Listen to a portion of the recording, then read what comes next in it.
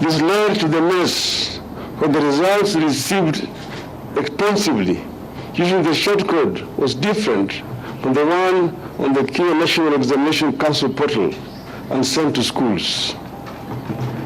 It led to what NEC has called misalignment of marks and grades. Grades in science and social studies, as well as religious studies, were truncated.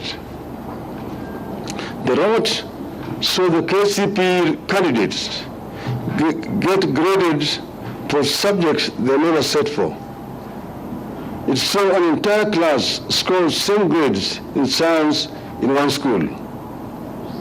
The system deployed could not produce the plus and minus signs. What a shame. Consequently, for the first time in our country, some children are in court seeking to establish their true grades, while the Education Ministry is admitting students to Form 1, including those still challenging the marks they were awarded.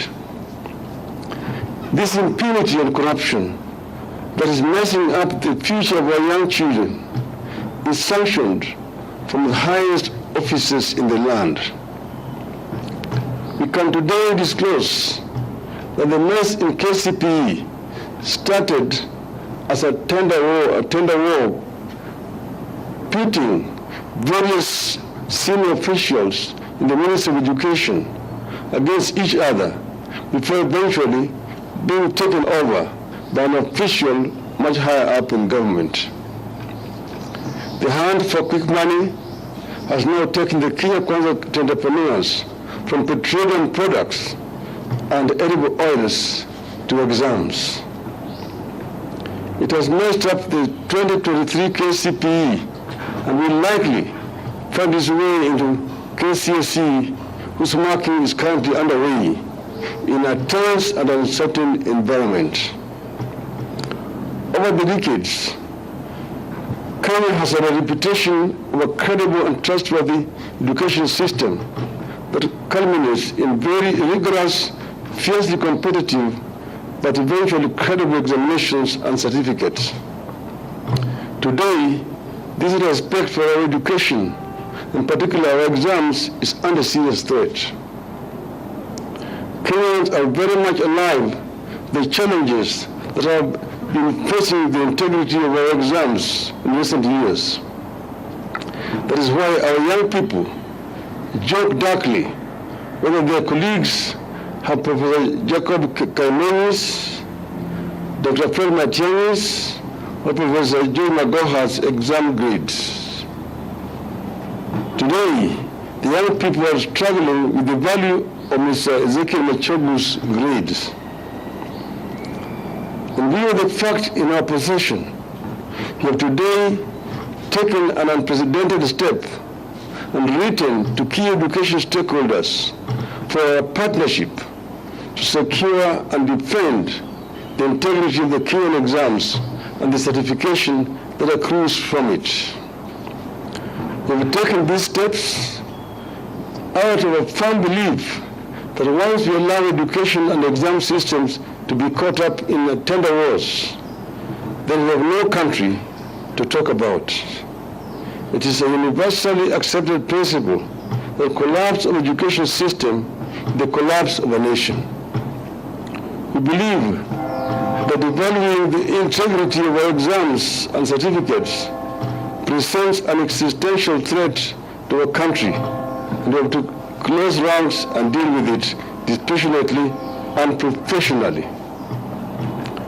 We will be subjecting our children to ridicule, limitless employment, especially overseas, and admission opportunities in the region and abroad if you allow the integrity of our exams and certification to be questionable.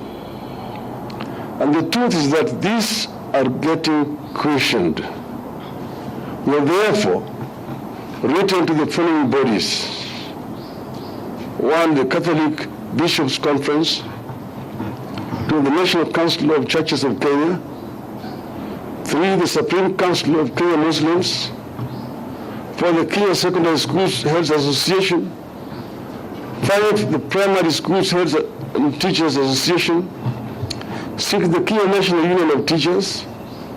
7, the Law Society of Kenya. 8, the Kenya Union of Post-Primary Education Teachers. 9, National Parents Association. 10, the Kenya Private Schools Association. 11, the Ethics and Anti-Corruption Commission. 12, the Directorate of Criminal Investigations. 13, the Federation of Kenya Employers. We know the role of churches and other religious organizations in the education sector since the beginning of the last century. We know how much efforts teachers put into ensuring they mold young people into successful products that they can be proud of. The education sector does not belong to the government of the day. Integrity of the education sector is for all Kenyans. We believe that as a country and for the sake of our children, we can do better than this greed beyond measure. Virtually every home had a candidate or knew a candidate among those who said Kcpe and Kcse. Kcpe alone had close to 1.4 million candidates. The steps outlined below are critical. 1, the circumstances under which the printing of the exams was transferred from the UK to Mombasa Road must be investigated. 2, Kenyans must be told how the integrity of the exams was secured during the transfer from the UK to Mombasa Road and later to another printer in Asia. 3, it is the right of Kenyans to know the cost of termination of the contract with the UK firm. 4, Kenyans must be informed of how the Mombasa Road firm was identified and awarded the tender and if procurement laws were followed. 5, Kenyans must also be informed of how the firm to relay Kcpe results was identified, whether it is the same one that will relay the Kcse results and whether procurement laws were adhered to. Going by the fate of Auditor General Margaret Nakango, we believe political interference will not allow ESCC and DCI to deal with this matter, but to put this issue to the agencies as a matter of public record. And the warning must go out there that in another era, all will be held accountable, including these criminals. It is our position that the stakeholders together, headed by the Catholic Church or any other group that stakeholders can agree on, and get to the bottom of the mess building up in our exam management. There must be no room for favoritism in conduct and marking of exams, where some schools and students are allowed to cheat and get away with it, as happened in last year's KCSE and this year's Kcpe. Sanity, integrity, and dignity must return to exams. The buck stops with His Excellency, Mr. William Ruto. It is our firm belief that mega corruption in billions cannot happen without the complicity of the top. Whether it is 17 billion shilling in oils or billions involved in the prisoners cooking oil, we know the dynamics of how government operates. The CS, the PS are small fries. The buck stops with Mr. Ruto. End of statement.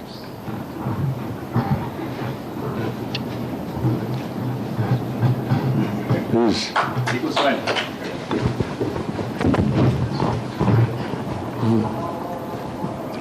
Question? Jina langu ni Waweru Nyambura kutoka Ndoro. Now that you vile ambavyo umesema